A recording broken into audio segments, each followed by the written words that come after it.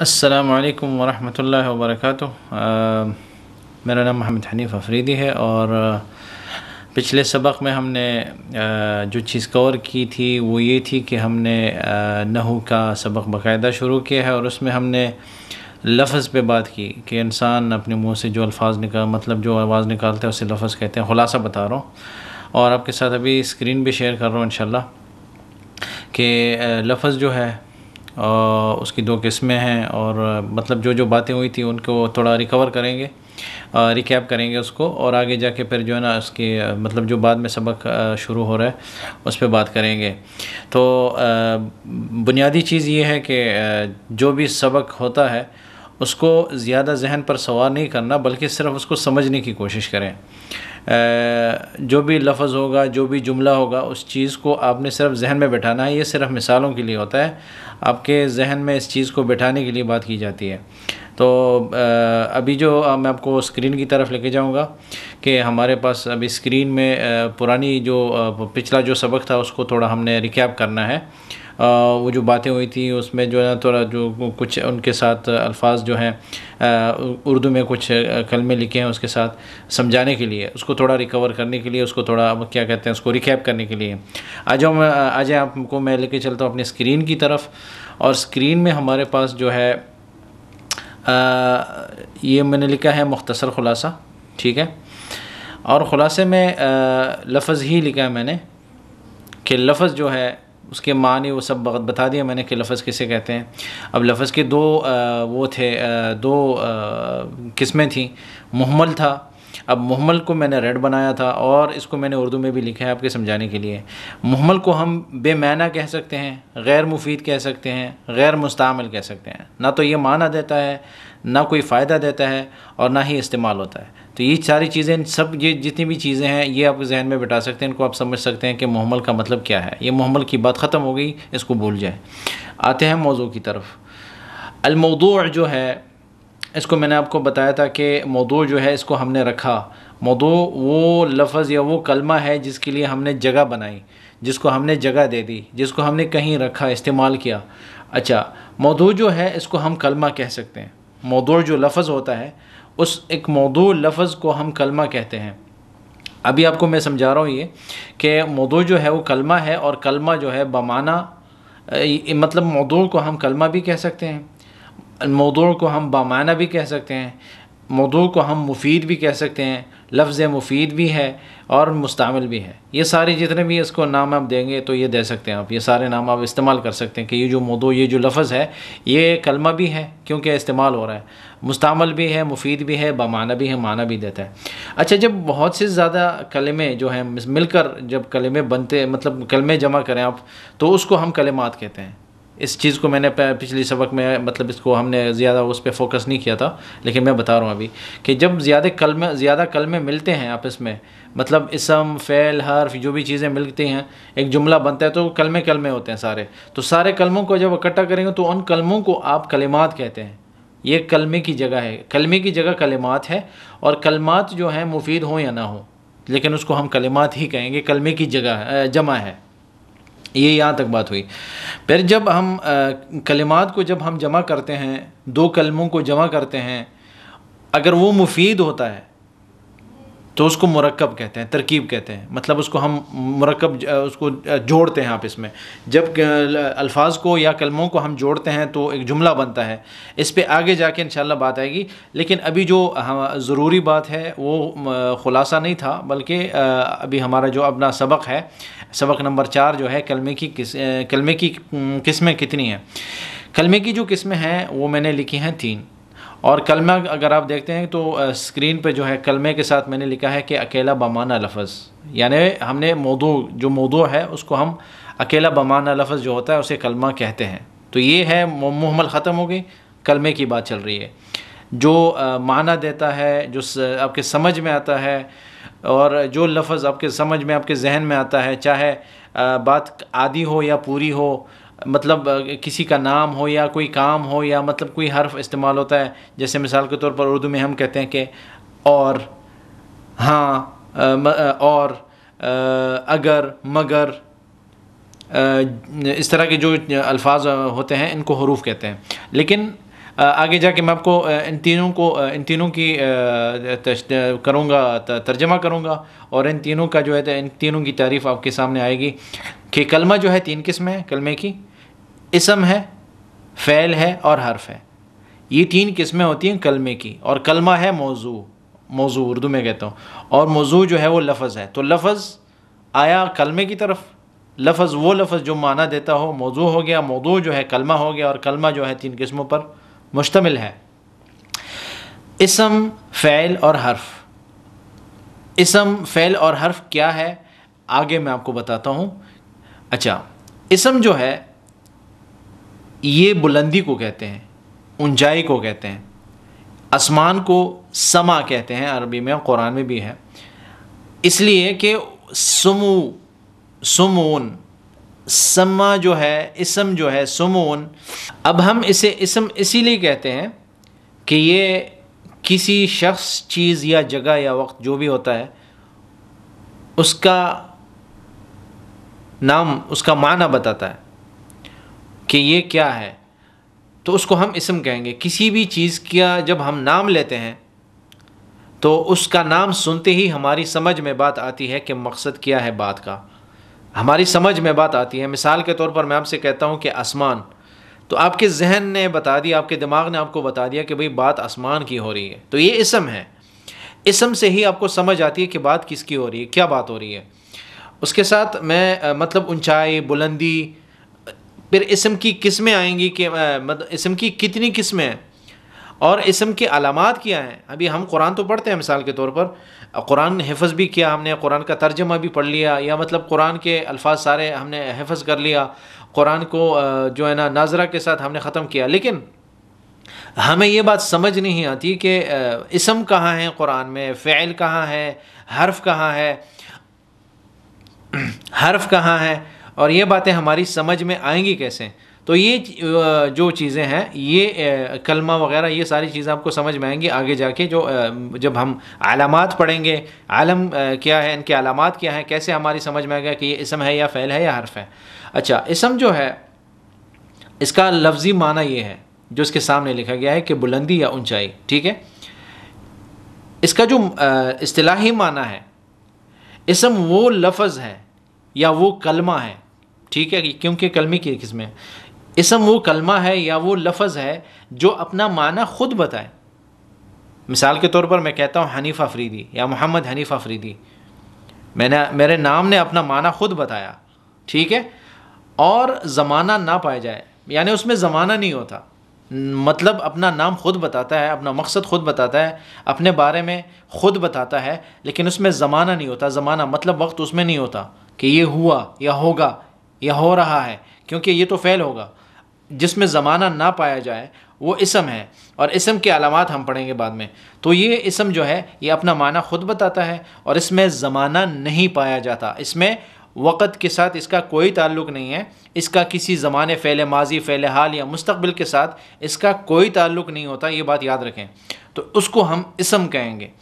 تو اسم جو ہے نیچے اس کی مثالیں میں نے دی ہیں، کیونکہ میں نے آپ کو بتایا تھا کہ مثالیں ہم قرآن سے ہی لیں گے، اور ابھی چونکہ یہ شروع ہے، مطلب ابھی ہم قرآن آیات کی طرف نہیں گئے، تو اس لیے میں مثالیں ابھی قرآن سے نہیں لے رہا. لیکن یہ جو مثالیں ہیں بظاہر مطلب آپ کو سامنے نظر آ رہا ہے، یہ عربی میں ہی ہیں مثالیں.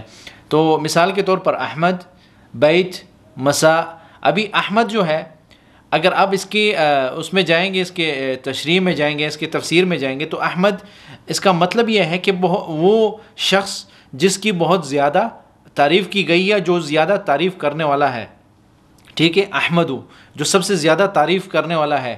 بیت گھر کو کہتے ہیں، مساء شام کو کہتے ہیں. یہ نام ہے. ابھی شام کوئی کہے گا، مجھے بتائے گا کوئی، یا مطلب کوئی سوال کر سکتا ہے کہ مساء میں تو مغرب کا جو یا رات کا جو وقت ہے، اس میں تو زمانہ پایا گیا.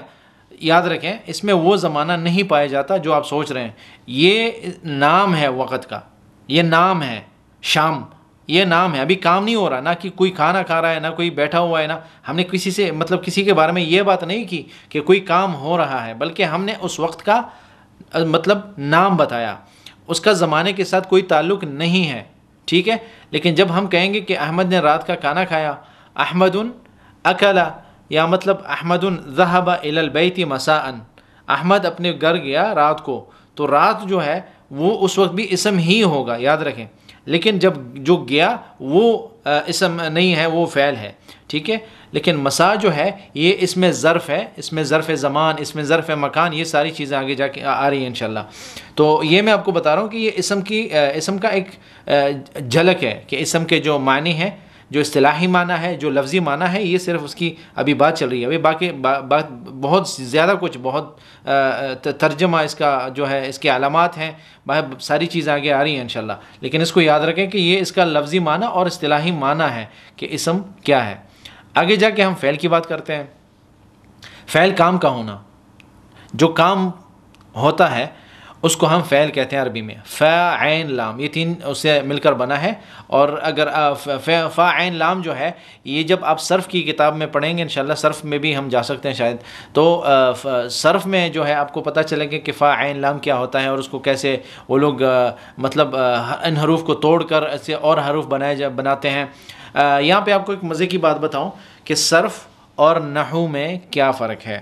آپ نے شاید سنا ہوگا یا نہیں، لیکن میں آپ کو بتا رہا ہوں کہ صرف جو ہے وہ آپ کو ہیرا پھیری دکھاتا ہے، ہیرا پھیری کرتا ہے الفاظ میں، اسم ہو، فعل ہو یا حرف ہو، ان کو الفاظ کہتے ہیں. لیکن فعل میں وہ کیا کرتا ہے کہ وہ فعل میں ہیرا پھیری کرتا ہے. جیسے ضرب یضرب، اکل یأکل، جاء یمشی، ذهب اتا، یہ ہیرا پیری جو ہے یہ اس میں وہ کرتا ہے، صرف کرتا ہے. مثال کے طور پر کہ نصر جو ہے ینصر کیسے ہو گیا؟ نصر اصل میں فعل ماضی ہے اور ینصر فعل مضارع ہے، لیکن یہ نصر اصل میں تھا، تینوں حروف اس میں پائے جاتے ہیں، یا نون پھر صاد را، تو بیچ میں یا لے کر آئے. تو یہ جو بیچ میں یا لے کر آنا، بیچ سے واو نکالنا، بیچ میں واو لے کر آنا، یہ سارا ہیرا پھیری جو کام ہے یہ صرف کا کام ہے. صرف کا مطلب ہی یہی ہے. صرف جو ہے چلانے کو کہتے ہیں، وہ چلاتا ہے، وہ صرف کرتا ہے، خرچ کرتا ہے، وہ الفاظ نکالتا ہے، الفاظ ڈالتا ہے. تو یہ سارا جتنا بھی ہے الفاظ کی اصل جو شکل ہے یا اپنا اصل جو حروف ہیں ان کو آگے پیچھے کرنا، یہ صرف کا کام ہوتا ہے. نحو کا کام کیا ہوتا ہے؟ نحو کا صرف ایک کام ہے، جو بھی لفظ لکھا گیا ہے اس لفظ کا آخری حرف، ہر لفظ کا آخری حرف، اس آخری حرف پہ جو حرکت ہوتی ہے، زبر، زیر، سکون، کسرہ وغیرہ جتنا بھی ہے، وہ سارا جتنے بھی حرکتیں ہیں اس حرکت پر بحث کرنا یہ نحو کا کام ہے. نحو صرف حرف کے آخری لفظ کے آخری حرف پر بحث کرتا ہے. جیسے یہ جا، ٹھیک ہے، اور یہ ذہب اور اکلا، یہ اکلو یا اکلی مثال کے طور پر، یا ذہب، ذہبت، جاؤ، یہ وغیرہ جو آخری حروف ہوتے ہیں یہ یہ جو ہے یہ نحو کا کام ہے. نحو یہ چیزیں کرتا ہے کہ نحو آخری حرف پر زبر زیر پیش لگانا، یہ نحو کا کام ہے. اچھا، تو ہم بات کر رہے تھے فا عین لام کی. فعل جو ہے کام کو کہتے ہیں، یہ اس کا معنی ہے. فعل کام کا ہونا جو اپنا معنی خود بتائے، ٹھیک ہے، اور اس میں زمانہ پایا جائے، یہ اس کے لیے شرط ہے. اسم کے لیے کیا تھا؟ جو اپنا معنی خود بتائے لیکن اس میں زمانہ نہیں ہوتا، وہ اسم ہے. اگر اس میں زمانہ بھی پایا جائے تو فعل ہو گیا آٹومیٹک. یہ بات آپ یاد رکھیں.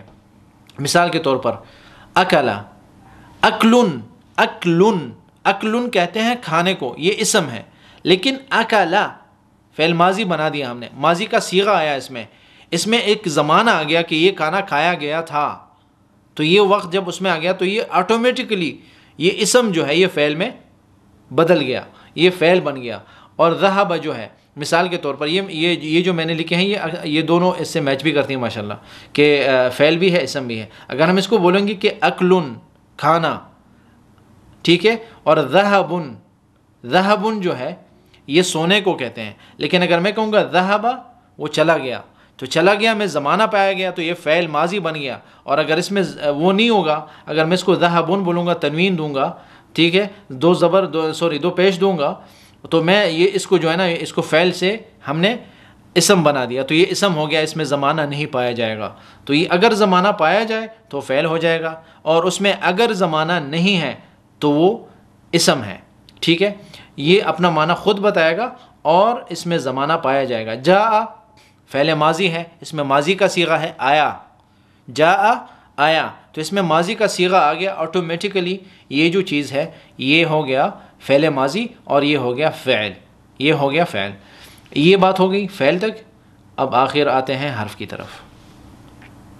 حرف فعل اور اسم کے علاوہ سارے حروف ہیں جس میں نہ علامت فعل ہو اور نہ علامت اسم ہو، تو وہ فعل وہ حرف ہی ہو جائے گا۔ جیسے مثال کے طور میں اس کا حرف کا آپ یہ پڑھیں، اس حرف سے مراد حروف ہجائیہ نہیں ہے، یاد رکھیں۔ قرآن میں مثال کے طور پر من جو ہے یہ حرف ہے، لیکن یہ وہ حرف ہے جو کلمہ ہے، ٹھیک ہے، یہ کلمے کی قسم ہے، یہ حروف ہجائیہ نہیں ہے۔ الف ب ت الف با تا ثا جیم حا خا جو حروف ہجائیہ ہیں، یہ وہ حروف نہیں ہے۔ حرف سے مراد وہ حرف نہیں ہے جو آپ سوچ رہے ہیں، یہ وہ حروف ہیں جو قرآن میں اس طرح کے حروف آئیں گے، ان انک ان لکن لیت لعل من علا عن علا حتی الی وغیرہ وغیرہ، یہ جو حروف ہیں ان کو حروف کہتے ہیں۔ لیکن اس میں کیا ہوتا ہے کہ نہ تو اپنا معنی خود بتا سکتا ہے اور نہ ہی اس میں زمانہ پایا جاتا ہے، یہ دوسرے الفاظ کے ساتھ مل کر معنی دیتا ہے۔ مثال کے طور پر اگر میں کہتا ہوں کہ من سے، اردو میں اس کا مطلب ہے سے، یا علی پر، ان اس میں شرط ہے، ٹھیک ہے، ان بے شک، اور ان جو، یا مطلب یہ جو اس کے معنی ہیں یہ اپنا معنی خود نہیں بتاتا، پر کوئی معنی نہیں ہے، من مطلب تک، سے، یہ جو چیزیں اردو میں جو ہیں حروف، یہ اردو کے سے، پر، وہ کیا کہتے ہیں اس کو، یہ حروف اپنا معنی خود نہیں بتا سکتے اور نہ اس میں زمانہ پاتے ہیں، زمانہ پایا جاتا ہے۔ تو یہ ہو گیا کیا، یہ حروف ہو گئے۔ جو اسم بھی نہیں ہو، فعل بھی نہ ہو، وہ حرف ہو جاتا ہے۔ تو یہ تین چیزیں ہیں جو کلمے کی قسمیں ہیں، اس سے زیادہ کوئی قسم نہیں ہے۔ پورے قرآن میں جائیں، پورے عربی میں جائیں، کلمے کی صرف 3 قسمیں آپ کو ملیں گی۔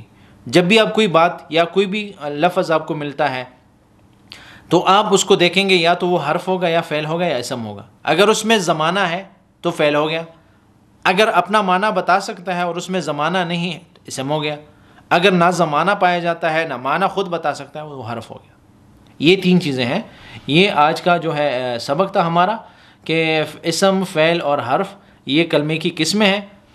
اگلا جو سبق ہوگا انشاءاللہ وہ ہم اسم پہ بات کریں گے، اسم کے علامات کیا ہیں، اسم کیسے پہچانیں گے ہم کہ یہ اسم ہے۔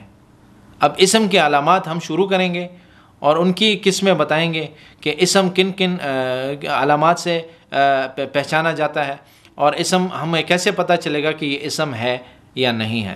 تو انشاءاللہ اگلے سبق میں ملتے ہیں، اور دعاؤں میں یاد رکھیے گا۔ والسلام علیکم ورحمۃ اللہ وبرکاتہ۔